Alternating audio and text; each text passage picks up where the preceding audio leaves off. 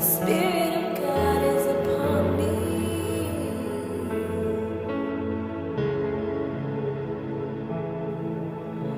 to heal the sick and the brokenhearted, bind up all those who mourn in Zion.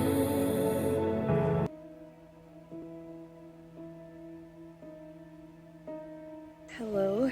So I want to talk about the importance of faith. And so sometimes we can have this mindset. So we can have this mindset that says that things are never going to change, and we can accept that. And our heart starts to conform to us believing that things are not going to change. Like, God, where are you? I can't hear you. I don't know what you're doing. And so we start to believe what we see naturally instead of believing what God did say in His Word. Instead of believing what God did say in His Word, we start believing what our hearts are telling us and what the enemy is placing in our minds. Like, oh, this is never going to happen. If it's not happening right now, it's never going to happen. Or if you don't take things into your own hands, it's never going to happen. Different lies. And what the Lord wants for us to believe what He said in His Word and hold fast to that. The enemy comes to steal the Word. He comes to steal what God has said and what God has said. He comes to steal that from you. He comes to steal that from you. And so we have to hold on to that.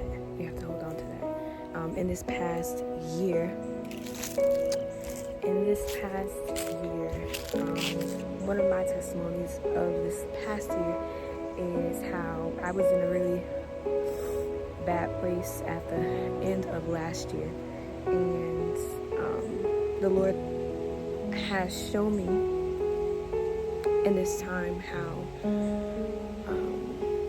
how I really can do all things through Him, and how true that is, and how that requires faith. And that requires faith because it's not just me believing that, but I have to make decisions saying that I believe that.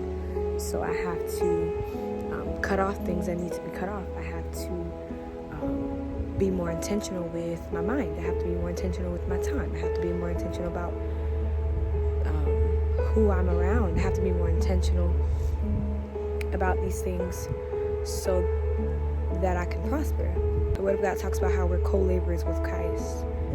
There's many people who believe that, they just walk around with their hands out and they just expect God to do things, but they are not, taking any initiative or showing God that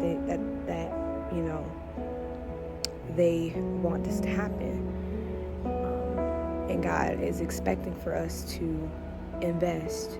Like He's investing in us, He wants for us to invest in ourselves. And that requires faith, because I have to believe that He is a rewarder of them who diligently seek Him. And so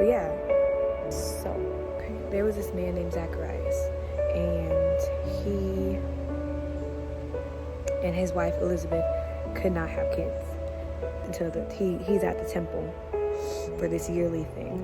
And the angel Gabriel just is there. The angel Gabriel is there, and the angel Gabriel comes to him and tells him, like, hey, if you're not Zachariah, you're gonna have a son.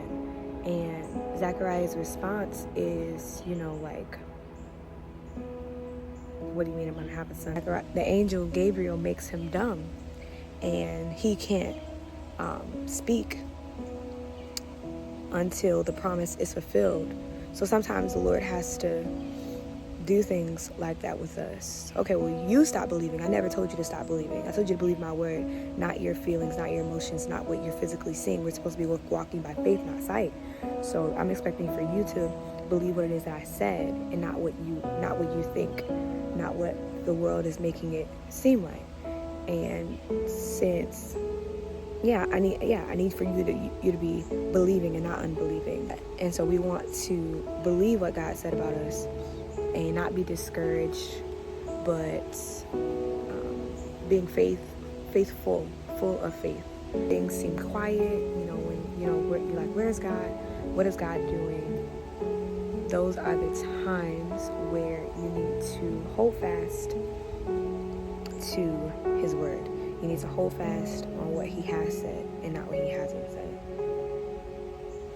The Word of God says that you have need of patience, that after having done the will of God, you might receive a promise.